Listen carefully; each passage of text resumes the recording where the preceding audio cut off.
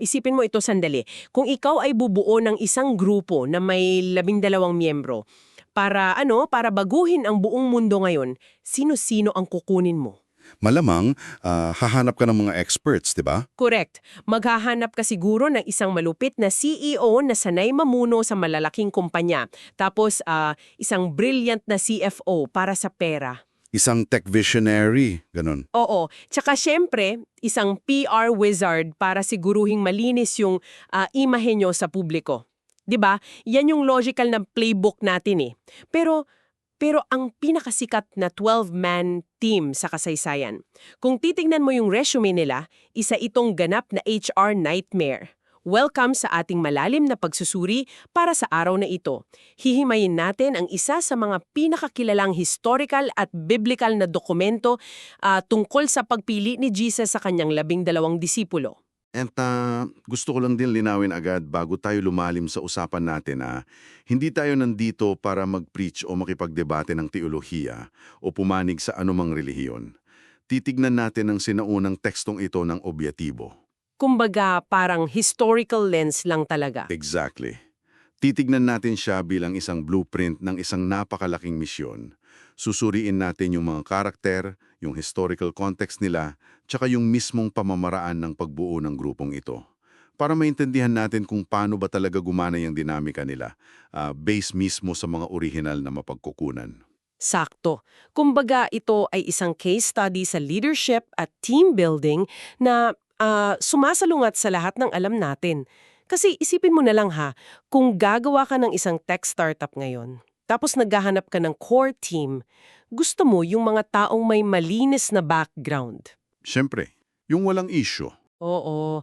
Yung tipong pag-google mo sa pangalan nila, walang lalabas na red flags, walang eskandalo.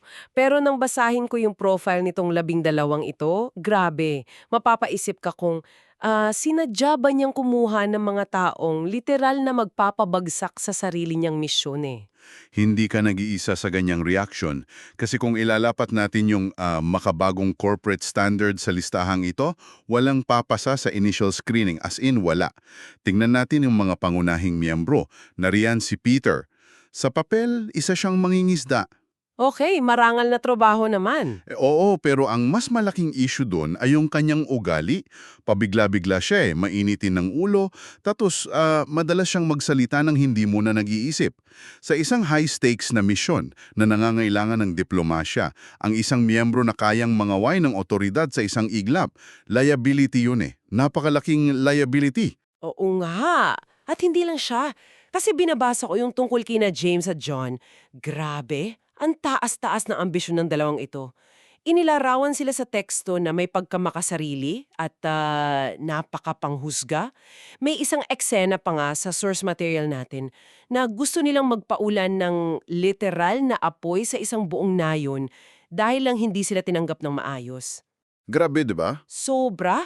Paano mo gagawing PR managers yung mga taong ang default solution sa rejection ay mass distraction? Parang ang labo eh. Eksakto. Wala silang pasensya, tapos kulang na kulang sila sa emosyonal na katalinuhan para sa public relations.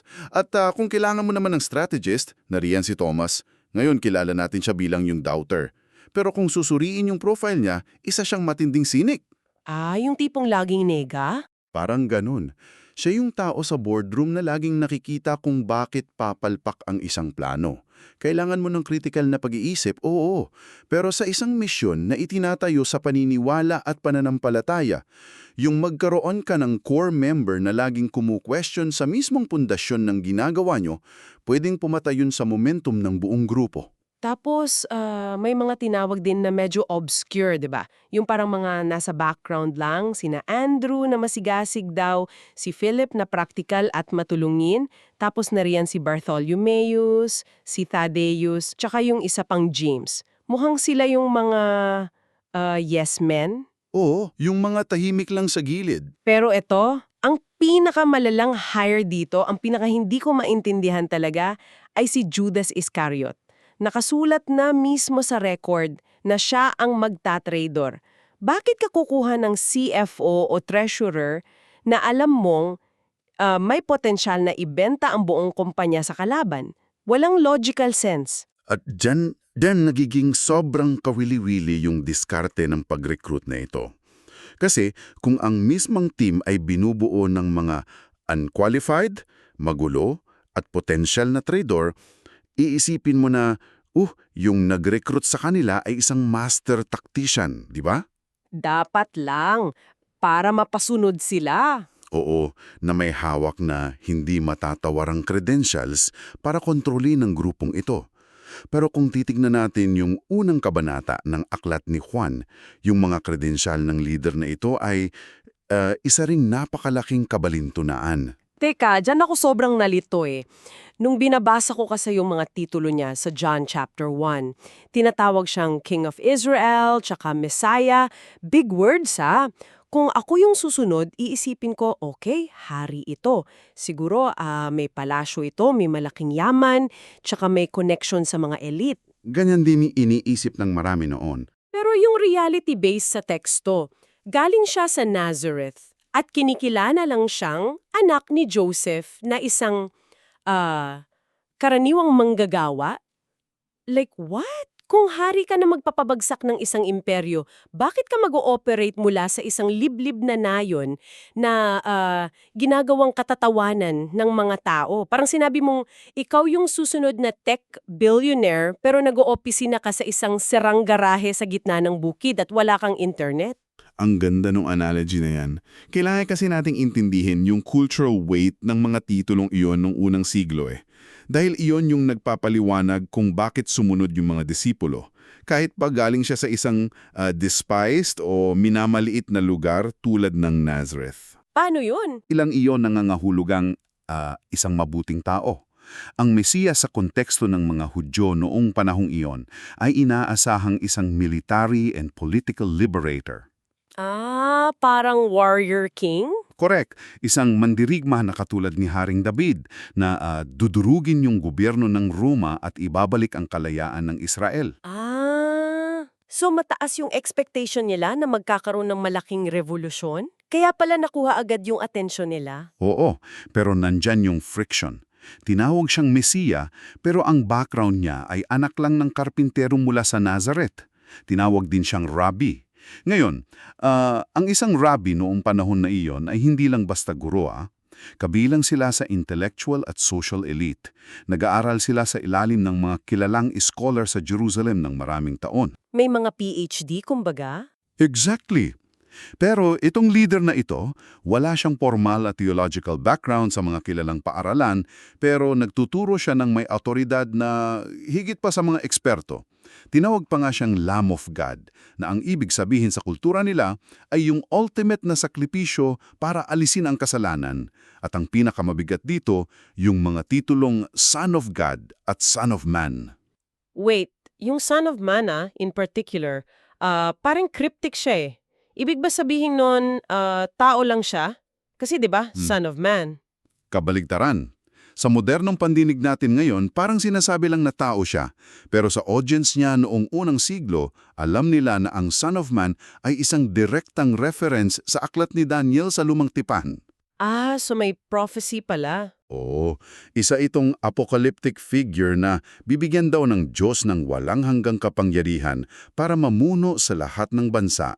Claim ito ng cosmic authority.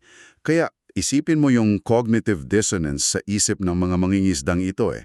Ang kaharap nila ay isang simpleng tao mula sa isang walang kwentang bayan, pero yung bigat ng mga inaangkin niyang titulo ay pambasag daigdig. Nakikita ko na. So, hindi pala sila sumunod dahil mukha siyang matagumpay sa paningin ng mundo. Sumunod sila dahil yung gravity ng mga claims niya, yung mismatch ng kanyang ordinaryong anyo, tsaka nung kanyang extraordinary na authority, sobrang nakaka-intriga nun kaya napilitan silang iwanan yung mga lambat nila para lang makita kung totoo ba ito. Tama, nahook sila. Pero eto yung sunod na problema. Dahil napaka-komplikado nung leader at nung misyon, inexpect ko nang magiging sabog yung dynamics nung team. Pero may nakita ako sa source text na literal na nagpasabog ng utak ko.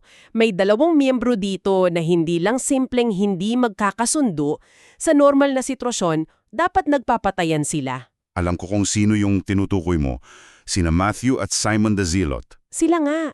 Kung mayroong patunay na ang grupong ito ay isang powder keg na nagaantay na lang sumabog, eto na yon.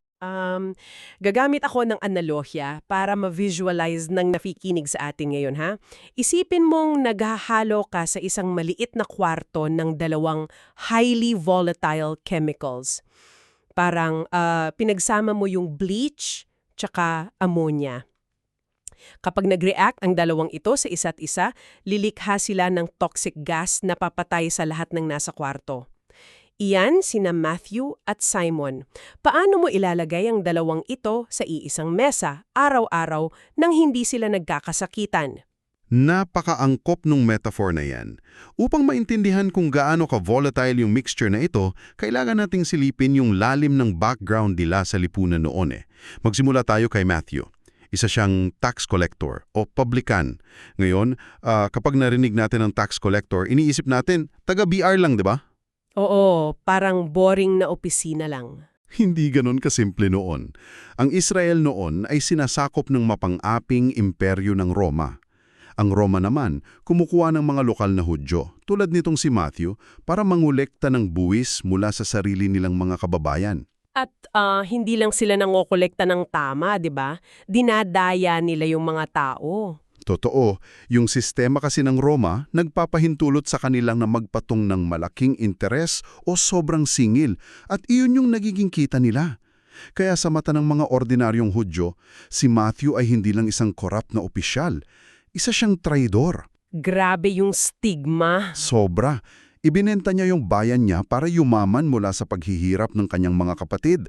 Tapos, sinusuportahan niya yung mismong militar na umaalipin sa kanila. Itinuturing silang mas masahol pa sa mga kriminal noon. Pinagbabawalan silang pumasok sa sinagoga at yung pera nila, itinuturing na marumi. Okay, so si Matthew yung ultimate sellout. Literal na kinamumuhian ng buong bayan. Ngayon, ipasok natin si Simon the Zealot. Si Simon naman, siya yung nasa kabilang dulong-dulo ng spectrum. Ang mga Zealots ay hindi lang isang political party ha. Sila ay isang radical, ultranationalist na grupo. Ang buong layunin ng buhay nila ay patalsikin ang Roma mula sa Israel. So mga freedom fighters sila. Oo, pero hindi sila nakikipag-debate sa Senado. Gumagamit sila ng dahas. Kilala ang isang paksyon nila sa pagdadala ng mga patalim, yung tinatawag na sikari, sa ilalim ng mga damit nila. Nagahalo sila sa karamihan tapos palihim nilang pinapatay yung mga Roman officials at ang sinumang Hudyong nakikipagtulungan sa Roma. Boom! Kaya doon pumapasok yung metaphor ko eh. Si Simon ay literally isang assassin na ang pangunahing target ay mga taong tulad ni Matthew. Kung nagkasalubong sila sa isang eskinita sa Capernaum bago sila sumali sa grupong ito, walang tanong-tanong, sasaksakin ni Simon si Matthew. Sigurado yon. Kaya yung hindi ko maintindihan talaga paano sila nakapag-survive ng 3 taon na magkatabi sa paglalakbay, nag-share ng pagkain, at nagtatrabaho para sa iisang misyon. Hindi ito nadadaan sa simpleng team building or trust fall exercises sa office eh. Dito lumilitaw kung gaano katindi yung bigkis ng awtoridad ng liderato ni Jesus. Ipinapakita ng tekstong ito na ang tanging paraan para hindi sumabog ang dalawang volatile chemicals na ito ay kung merong isang neutralizing agent na mas malakas kaysa sa kanilang mga political na galit. Isang bagay na pwedeng mag-overpower sa galit nila. Tama. Hindi pinilit ni Jesus na magkompromiso sina Matthew at Simon sa kanilang politika. Sa halip, binigyan niya sila ng isang layunin, isang misyon patungkol sa kaharian ng Diyos na napakalaki at napakabigat na yung kanilang makamundong awayan ay naging irrelevant na. Parang nawala ng kwenta yung pinag-aawayan nila. Eksakto. Yung cognitive dissonance na nararamdaman nila sa presensya ng leader na ito, pumilit sa kanila na iwanan yung mga lumang pagkakakilanlan nila. Si Matthew ay hindi na yung mayamang traidor at si Simon ay hindi na yung marahas na rebelde. Pareho na silang naging simpleng tagasunod na sumasaalam sa isang bagong otoridad. That is wild. Kumbaga, the only way to manage a team of mortal enemies is to present them with a reality so undeniable and a mission so massive na dissolve yung past identities nila. Pero ito yung nagdadala sa akin sa isa pang malaking tanong. Let's say, okay, napag-isa mo nga sila, hindi na nila pinapatay ang isa't isa. Paano naman nila na-execute yung mission? Magandang tanong yan. Kasi objectively, wala silang qualifications. Wala silang degree, wala silang yaman, wala silang influensya sa lipunan. Kapag ang isang simpleng mangingisda ay tumayo sa gitna ng Jerusalem at nag-claim na dala niya ang mensahe ng Diyos, tatawanan lang siya ng mga tao.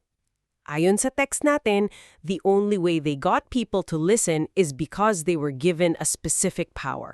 Itong kapangyarihang gumawa ng mga himala. Opo, nabanggit iyan ng malinaw sa teksto. Pero wait lang, let's unpack this. Itong miracles na ito, pagpapagaling ng may sakit, pagbuhay ng patay, hindi ba ito parang magic trick lang para magpasikat? Or was this something na every single follower kayang gawin? Magandang paglilinaw yan at mabilis din kasing magkamali ang marami rito. Ipinapaliwanag ng ating source material yung isang partikular na konsepto na tinatawag na apostolic authority. Itong kakayahang gumawa ng himala, hindi ito magic trick at hindi rin ito libreng superpower na pinamimigay sa lahat ng gustong sumunod. Eksklusibo itong ibinigay doon sa 12. Sa kanila lang talaga. Oo, ito ay isang credential. Kumbaga isang authentication badge. Authentication badge. Alam ko na. Parang kapag nag-login ka sa bangko, kailangan mo ng OTP or one-time password para patunayan na ikaw nga yung may-ari ng account. Eksakto. Ganyan yung function niya sa mundo kasi ng sinuunang reliyon. Kapag ikaw ay nagdadala ng isang radical na bagong mensahe na bumabangga sa daan-daang taong tradisyon, hahanapan ka ng patunay. Hihingi ng mga scholar tsaka ng mga tao yung otoridad mo. Hahanapan ka ng resibo. Tama. Kung sasabihin ni Peter na dumating na ang kaharian ng Diyos, ang itatanong sa kanya ay, sino ka para sabihin iyan? Isa ka lang naman maningisda, di ba? Pero kapag sinabi niya iyon at pagkatapos ay pinagaling niya yung isang taong ipinanganak na paralitiko, biglang mag-iiba yung usapan. Yung himala ay hindi ang sentro ng misyon. Ito yung signpost na nagtuturo na yung mensahe nila ay lihitimo at galing mismo sa Diyos. It makes sense. Kaya hindi ito pwedeng ibigay lang sa lahat kasi mawawalan ng saysay yung pagka-exclusive nung badge nila bilang mga apostles or isinugo? Tama ka dyan. At kung babalikan natin yung pattern ng kasaysayan sa lumang tipan, ginagawa ito tuwing may napakalaking shift o transition talaga. May precedent na pala. Oo.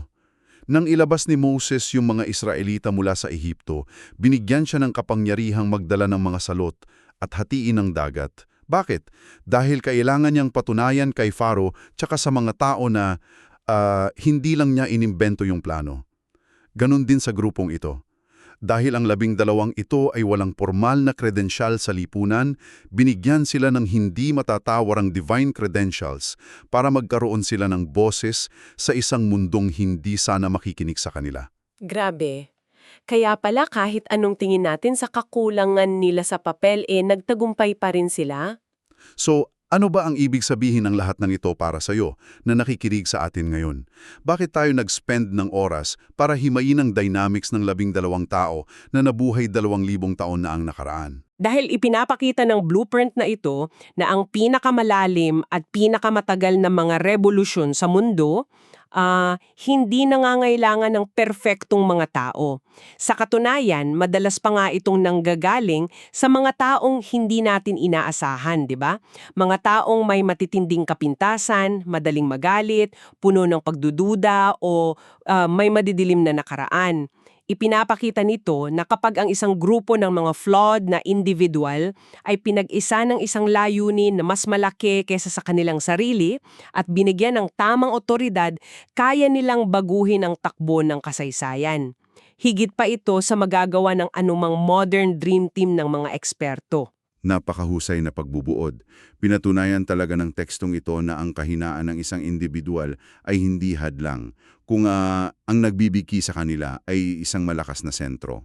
At diyan ko na isiwanan yung ating nakikinig ng isang huling katanungan. Sige nga, ano yan? Pinag-usapan natin na ang nag-iisang dahilan kung bakit hindi nagpatayan ang marahas na zealots tsaka yung corrupt na tax collector at ang dahilan kung bakit hindi nagkawatak-watak ang magugulong mangingisdang ito ay dahil sa personal na otoridad at presensya ng leader na nag-recruit sa kanila.